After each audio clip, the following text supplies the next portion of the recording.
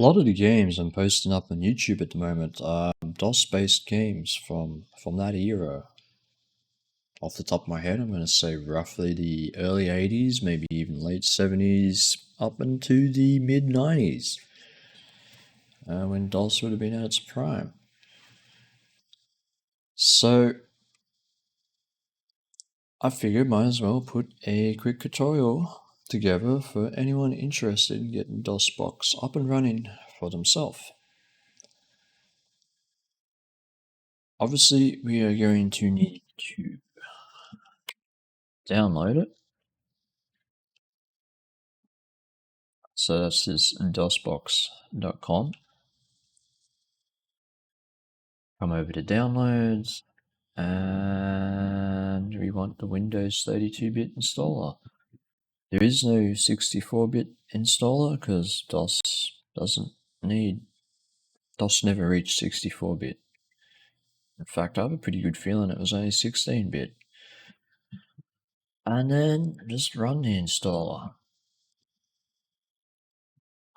Now, I'm not going to worry about where this installs because it's 4.4 megabyte. So I'm just going to go with defaults the whole way through. But this is the part that's going to matter.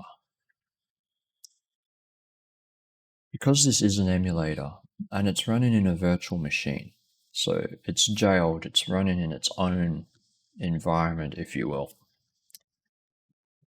We have to allow it access to our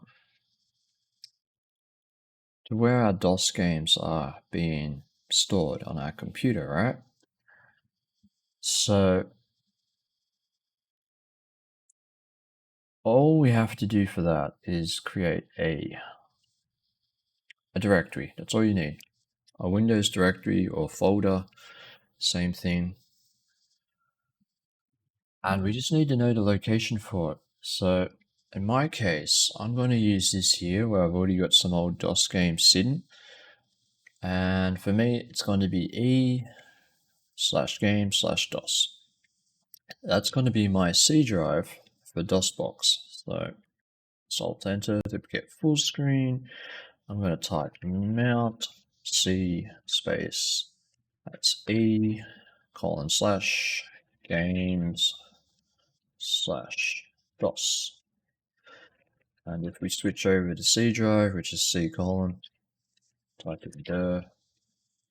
That's it with my 3 games I've got already sitting there. That's number 1. Now, number 2 is most of the good DOS games are going to be on CD, right? So over here I have Dreamweb. It's just an old DOS game from '97. There'll be a video about it on my YouTube channel at some point if there is not already. Not the point.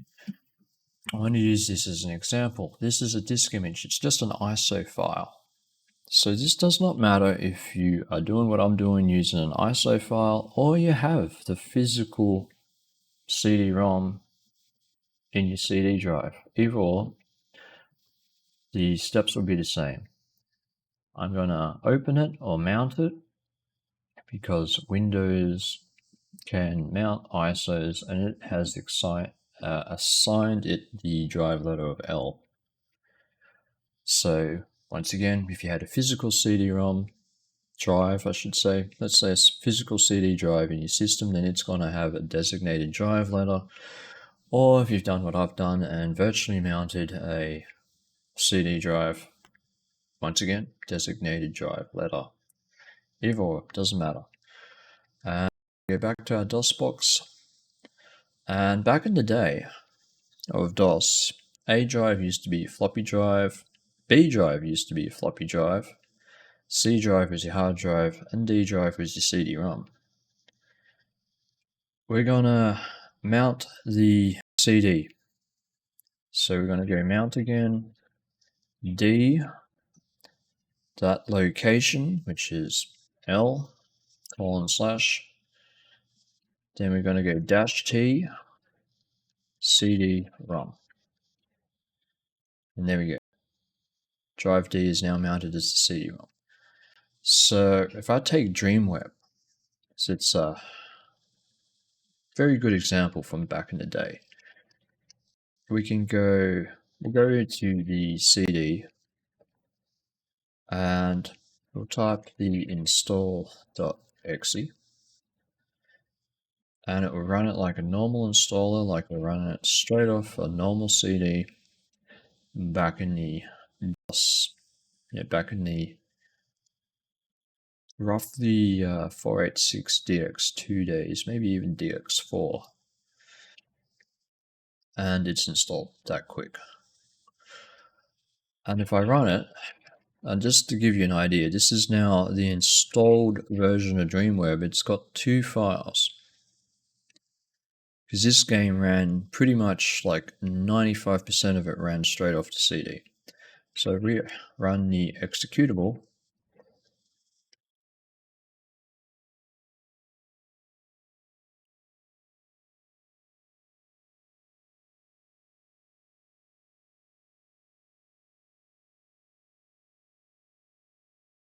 that's it right there. Running it like, I don't know how to explain it. It's running it perfectly, like straight off the CD. Now, that's it for today. However, there is more to DosBox than this. One of the limitations is Windows can only virtually mount so much. It's limited in the disk image file types that it can mount, which a good get around for that or workaround is DosBox can actually mount the ISO file directly. We don't need to do this step with Windows. This is just super easy. But if you have an img file and a few other formats, DosBox will actually support them. Windows won't, but DosBox will. And the other thing is because it's a virtual machine. It's not just emulating DOS, but it's emulating the processor. It's emulating the sound card, graphics, all of that, inputs, your peripherals. There's a lot there to actually mess around with. So if anyone would like to see more advanced stuff with DosBox, just let me know in the comments. And finally, shout out to this here website. They are most definitely buying them a coffee. And if you come on here and have some fun, your new DosBox skills will pay off. That's it, ladies and gentlemen.